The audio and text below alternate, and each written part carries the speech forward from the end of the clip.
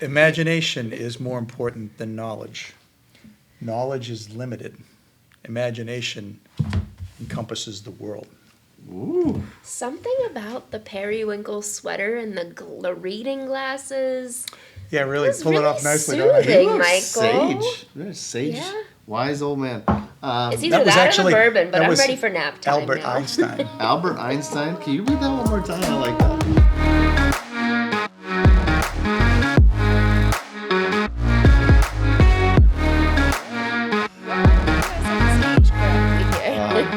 All right, welcome to Trade Secrets. We are excited to have you back. If you're watching on YouTube or listening on Spotify or Apple Music, please like, love, thumbs up, tell your friends, share the links. It's been great to see the fan base grow, and we'd love to continue to do so with the goal of, at some point, somebody sponsoring our bourbon outside of our clients who continue to do great things. This one today, which we'll talk about a little bit later, was brought to us by one of our good friends, Joe, and I am excited to try it with the group. But today's topic is driven by an article that was in the paper this week that started with "not a typo," and that was courtesy of a marketing brochure that we had launched for a property that we're working on. And in the subject line to the brokerage community, we said "not a typo" in hopes to ensure that they realized that the subject was indeed not a typo. So Well, the asking price. So it was marketed at $350 per square foot triple net, which is what we wanted to call out. This is not a typo. It's not meant to be $1,350 per square foot, $23, which would have been more in line with what you would typically see for market office rents. That is what the "not a typo" was in reference to. Yeah, just to clarify. Because as you said, it's an office building, and rents are, in the Pittsburgh suburban market somewhere in the $15 to $25 a square foot triple net rents, and we're saying $350. And if nothing else has happened in the last few days, it has created quite the stir in the conversations of our peers. So I think that there's a lot of places we could go with why we decided to market a piece of property at $3.50 a square foot when the market is doing something completely different. And just for context, I think, it's helpful if you guys, the two of you remember, but our audience, we got asked to go look at a portfolio of office properties in a northern suburb that admittedly didn't even want to go look at. Like, I strongly encouraged the client to do better things with their time and resources, but they demanded that we went and looked, and we went and looked. And as we were walking out the building, I called my wife and I said, "Why am I the lucky guy who now wants to buy a vacant office building portfolio in suburban Pittsburgh?" So I think that's the context, and I think you guys both have lots of questions on how we got from that moment to where we are today with the local newspaper saying, this is interesting enough to write a story, even though there's really not a conclusion to the story. So, I guess my first question is this a midlife crisis, or is there some kind of investment thesis backing up? You'd be better off with a Porsche. Was Lisa just like, buy a sports car, honey? Buy a Porsche, yeah, right. Yeah. That is the funniest question I've heard in the last 5 days.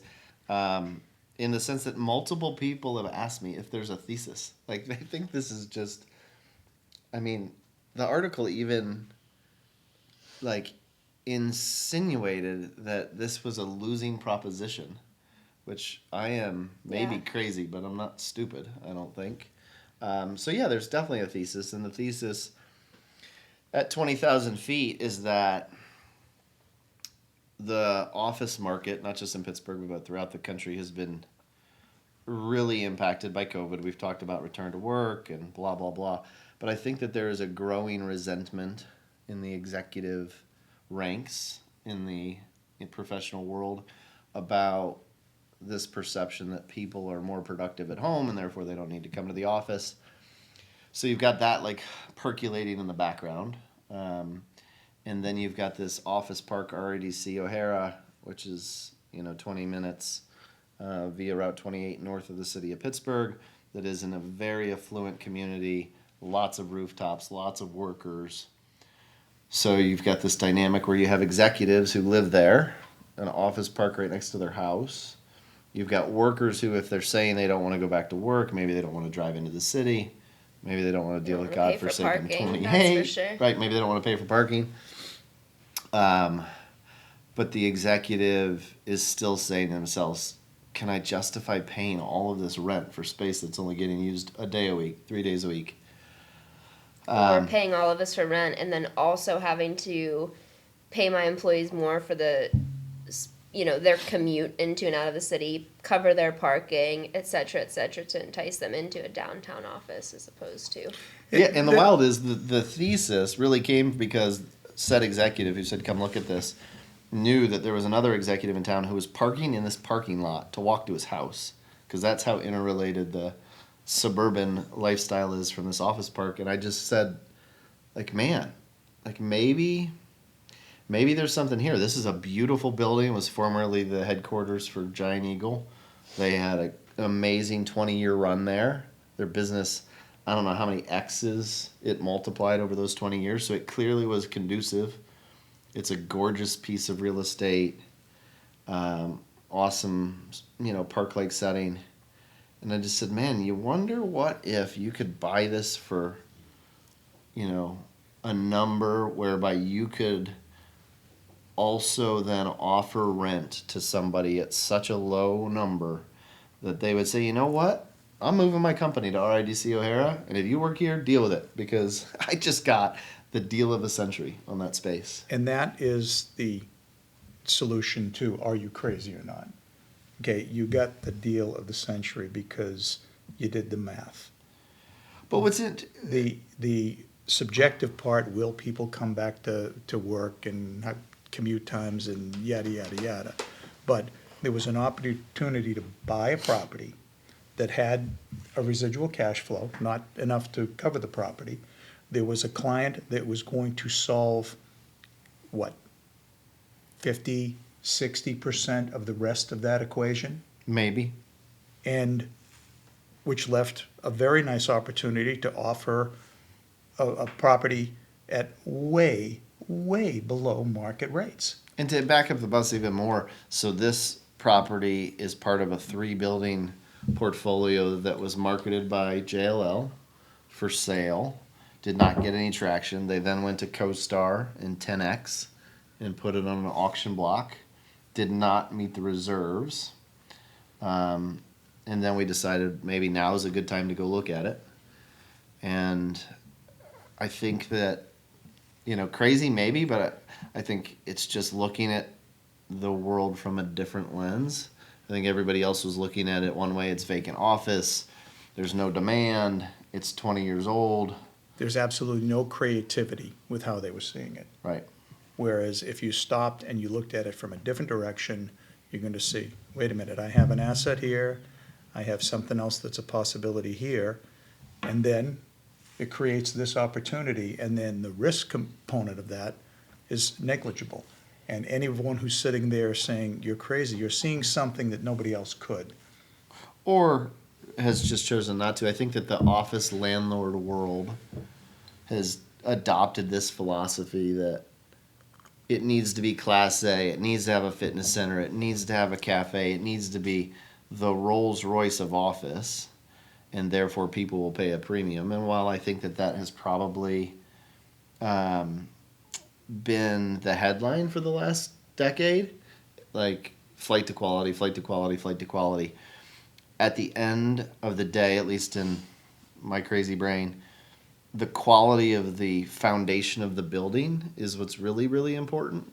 And this building has an unbelievable foundation. And I think our theory is that somebody will take advantage of that foundation and does not need to turn it into the Rolls Royce in order for it to attract just a hardworking company who's ready to. Someone will take advantage of it because you've Yeah. eliminated the majority of the risk. Right. And they've never been faced with this decision. Wait a minute, you mean I can have all of this for that price? It becomes the too good to be true offer. which is definitely what a lot of the chatter in the town is Which is, going on right which now. is why it had such legs in the media. Right. Because someone called up and said, you can't be doing this. Yeah, I think the quote was bargain basement rents, but that's neither here nor there. Right. So another question I have is, why are you the first? I mean, there are a lot of office landlords, investors that I think are doing things that are equally as risky, but in, maybe larger stakes investments. So why do you think you or Totum Development was the first qualified investor to come in and say, we'll take this and we'll do this? And I'm interested as to why you think if the numbers work for what you would have to charge for rent in order to get a preferred return here, why hasn't anyone else done that math and come to the same conclusion? I think the complicated thing is you use the word preferred return, and I would argue from Totem's perspective, at least in this particular case, it's what's an acceptable return. And I think that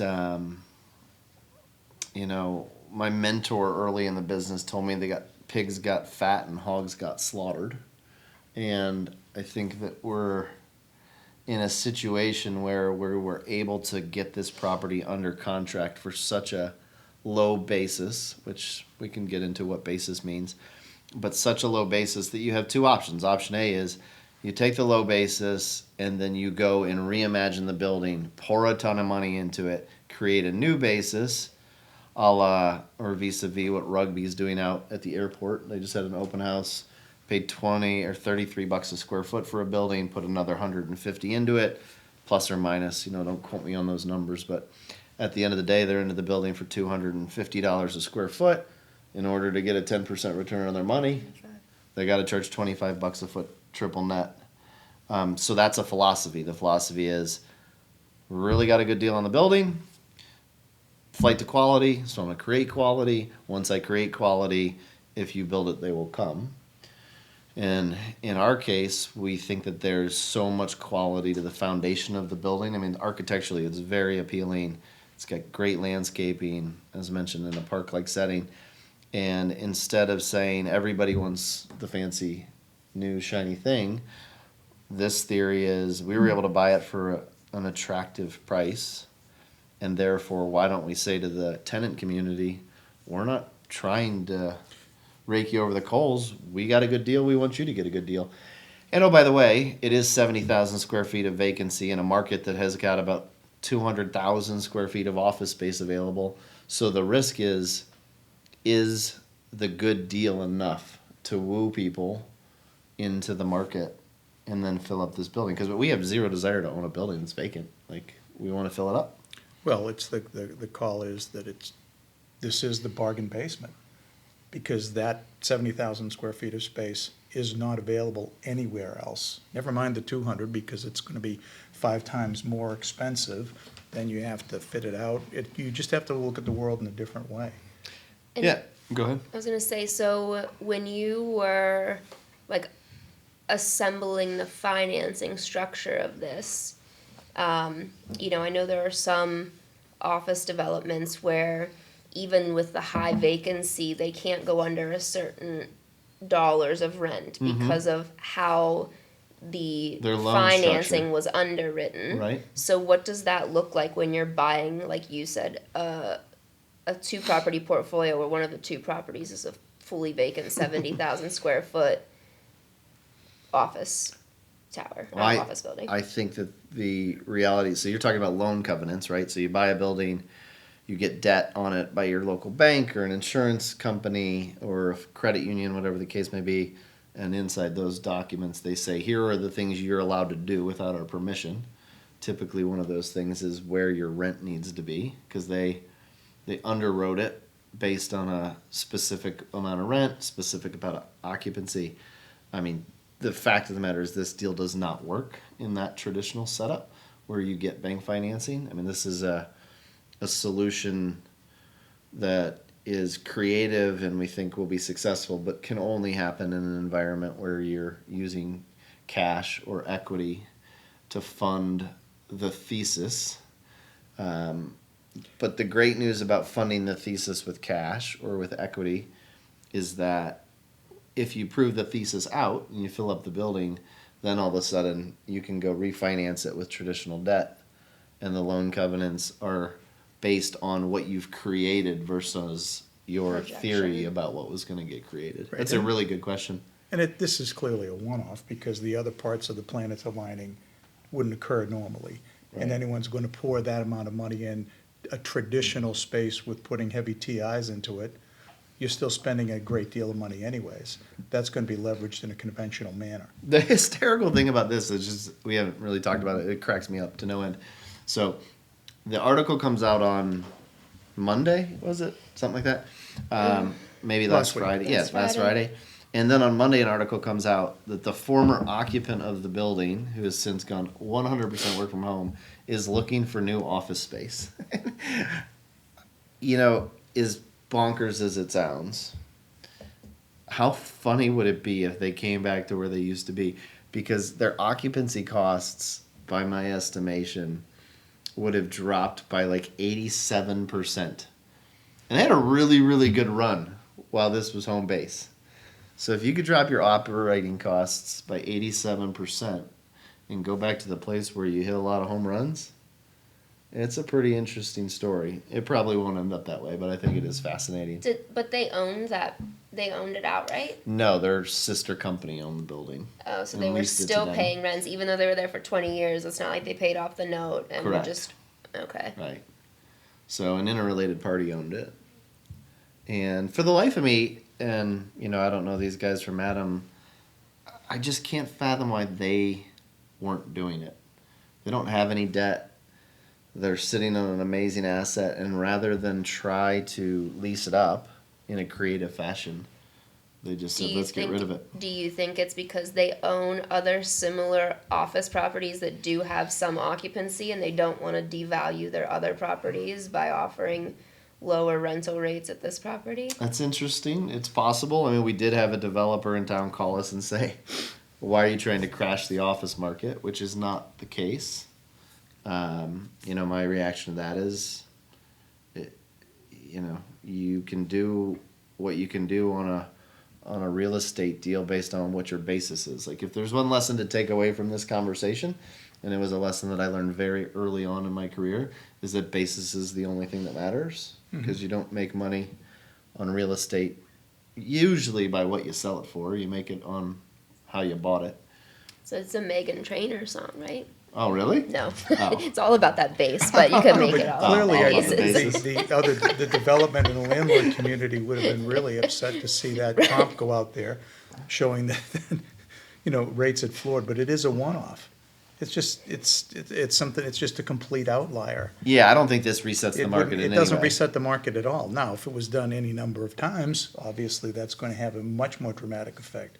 But nobody wants to go into that meeting and say, well, why should I lease space at $25 a foot where I can get it for $350? And listen, even at this table, there was some disagreement about what that bargain basement rent should be. If the market's 15, why not offer it for 8 or 5 or 7? Like, why go all the way to 350? And you know, I think it's indicative of wanting to fill the hole. I mean, that's a big hole. 70,000 square feet's a big hole. So let's see what we can do to quickly fill the hole, create a long-term cash flow solution that works for us and our investors. And, you know, maybe over the course of the next 10 years, the market fixes itself and you're not leasing it for $350 anymore. But you still only paid. Yeah, you might get all the way up to $450. It would be a win. That'd be a really good win. And it's funny, one of our partners in this endeavor, he said, you know, why are we always zigging when everybody else is zagging? And I don't know that there's any theory behind that other than I like to think whether we're representing clients or we're looking at it from our own investment strategy. You got to be looking at the world differently than everybody else. Otherwise, it's really hard to make it a difference. You have to be looking at the world from all directions, and you have to have the courage to say, I'm going to do something that is completely the polar opposite of what the market says. This is a building that other people looked at that everyone said has hairs on it, but they never really dissected it to say it has this value, it has this value. Having another tenant in tow didn't hurt. Right. And it was just But think about- recognizing the opportunity and being able to act on it. Think That's about that the most important other thing. the tenant who's maybe in tow, right? We don't quite know yet if they Mm-hmm. are, but they're an obvious contender for the building. Reached out to them and said, "Hey, did you look at that building? It's for sale. It's right down the street." And they're like, "Yeah, we drove in the parking lot." And I just feel like one of the things that too many people do in the real estate space is they only look at the cover. They don't go look underneath the hood. And had he looked underneath the hood, I think you would have had a different perspective. And I think even the brokerage community, the real estate, I talked to many people in the last week who were like, "Oh, that's crazy. What are you thinking?" I'm like, "Did you ever tour the building?" They're like, "No." Like, how do you know? Like, until you go walk every inch of the building, great restrooms, great floor plan, good elevators, wonderful window line. Like, those are things you just can't get by looking at a brochure. So go kick tires. Repositioning property has been a part of real estate for forever. If you look at some of these old warehouses that Right. someone went in and all of a sudden made this great, great, great space, the first people that went in and said, this is just an overwhelming task. How can we ever make anything worthwhile out of this to repurpose the property? Yeah, look at the news today, 51 Bridge Street in Etna. I mean, horrible, disaster, dilapidated building. Some investors from New York who paid a lot of money for it, and everybody in town said they were crazy. They invested, which I even said they were crazy, a fortune into the building to make it, 2023. But it has been a long road.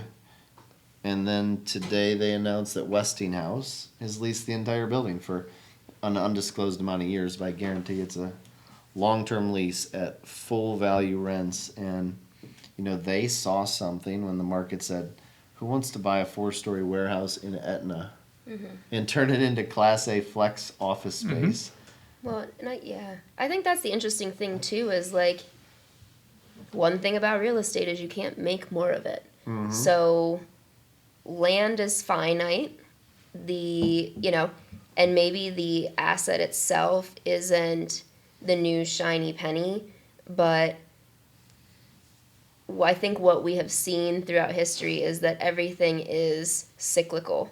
So, like, that property, 51 Bridge Street, was probably functionally obsolete, or At least for the last 20 years. Right. Yep. But now people are realizing that's a shitload of flat land, and it is a perfect template. Like, yes, we're going to have to invest the money, but that capacity just doesn't exist in many places with the proximity to the Workforce, amenities that they downtown, need. highway system. Right. So, throughout the cycle, that becomes a valuable property again. And I think the same thing with office space. I think, there will be repositioning, there will be repurposing, there will probably even be some people just level it and start over. But you can't make more land. You can't make more developable land. And so I think the theory of zigging when people zag, it's like we were talking about briefly before we started recording, like buy low, add value, and sell higher. So, I think realizing that there are cycles, like I think about I remind myself of this sometimes when I have trouble sleeping because of how expensive everything is, Michael. You said when you signed your first mortgage, it was at a 17% interest rate. 13 and a half. Okay. But who's counting? Right. But even still, I mean, That's double where we're at today. yeah. And we're double where we were 2 And years we're ago. still here. Like, things, even though the outlook might not be incredible, it's not gonna fall off a cliff. So I just But think that necessity encourages creativity, and the creativity has to be combined with courage to actually do it. You know, I always go back to, I call it the Starbucks model. When they came up with the first Starbucks and saying, I'm going to charge $1.79 for a cup of coffee, when every fast food place had coffee that was available for 39 cents and 49 cents, everyone said this guy was crazy. But he positioned it and he presented it in a way that he actually pulled it off. And And now it's become the absolute mainstream. And I think that's actually interesting. I think what we're doing here with this quote unquote bargain basement rent is like the opposite of the Starbucks effect. Like, not everybody wants a $1.79 cup of coffee. The number one selling car in America is the Ford F-150. There are people who just want a cup of coffee. And I think that our theory is there are people who just want some basic office space with a great window line, a great parking setup, and oh, by the way, 2 or 3 minutes from my house. And by the way, it's like, it might not be for everybody, but there is that one person out there that says, yeah, this is going to save me a fortune. A fortune. I'm going to be able to take advantage of that. I'm going to be creative because now I have something that nobody else does, and that gives me an advantage. And maybe I can do some really unique things that get people back to work because I didn't spend all of my margin on expensive real estate. And nothing prevents him from putting all those wonderful, unique amenities into the space also. Correct. Right. But he's just doing it at 1/5 of the cost. Exactly. It's fascinating. I love it.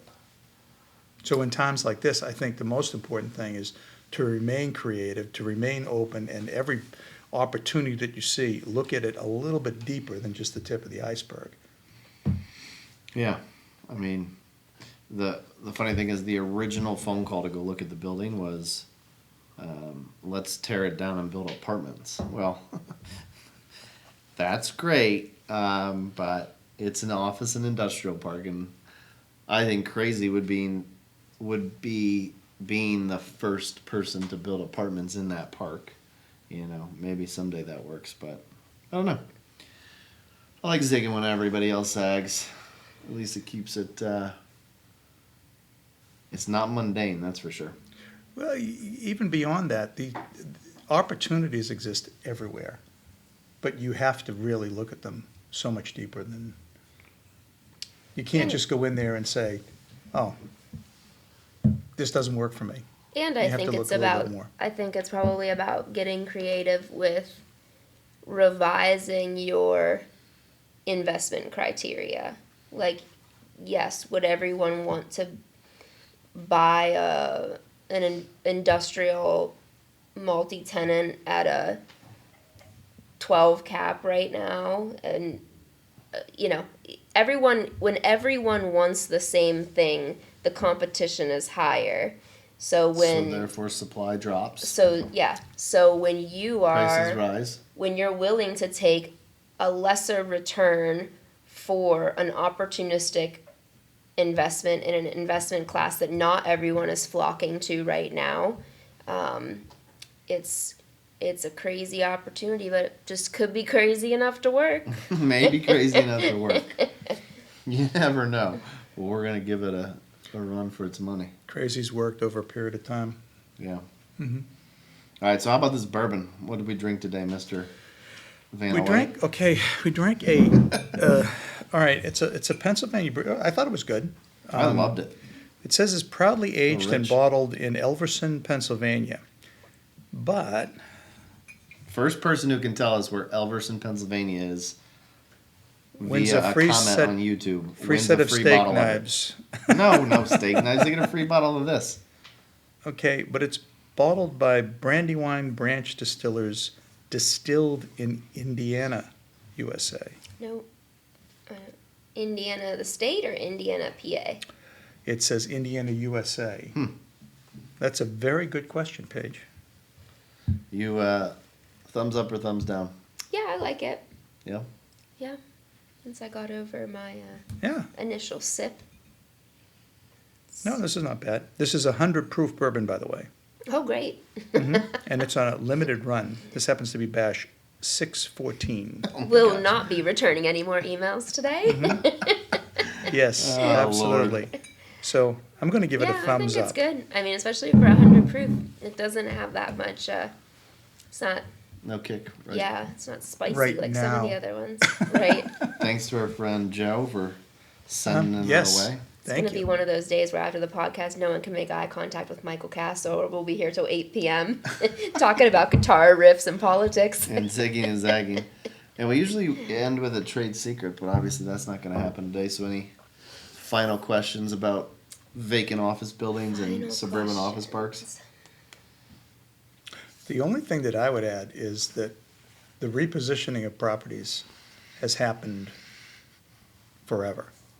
I mean, this is something that's been going on. I don't want to go into the Wayback Machine here, but there was a time in Northern Virginia or in markets that were growing much faster, they were actually repositioning warehouse spaces and actually turning them into flex office parks by buying them and taking the rents from $5 a foot to $25 a foot, just by adding lobbies and mezzanine spaces. This was It was something probably that- pre the 24-hour news cycle where they needed to create a think- constant stream of doom and gloom to I think it was probably make us all scared that pre-cable news, yes. Office was dead forever. Yeah, and that's so frustrating. We decided not to return comment on this article because it's like, why is this even a story? Yeah, Like when we fill the building up and there's a great success story and a company has like planted their flag, like that's a story to me. I think this part is just blocking and tackling. and that story probably 5 years after the initial occupancy will be, they took advantage of an opportunity and had an incredibly low overhead to allow their company to grow. Yeah, it's opportunistic. There will always be companies, even if the work from home trend continues for certain companies in certain industries. There will always be companies in every industry, not just in real estate, that will zig when other people zag. There'll be companies that make it their competitive advantage where everyone else is remote and you never meet your colleagues face to face. But there will be companies that want to really prioritize that culture and they want people on their team that want to collaborate and be around other people. And they might thrive because of an opportunity to have office space at 1/3 or 1/4 of what market rents are in a time like this. So. And there are other markets with pre-2000 or pre-1990 product that have larger footprints because the world worked differently then. Right. They can be converted and just a very creative approach to everything.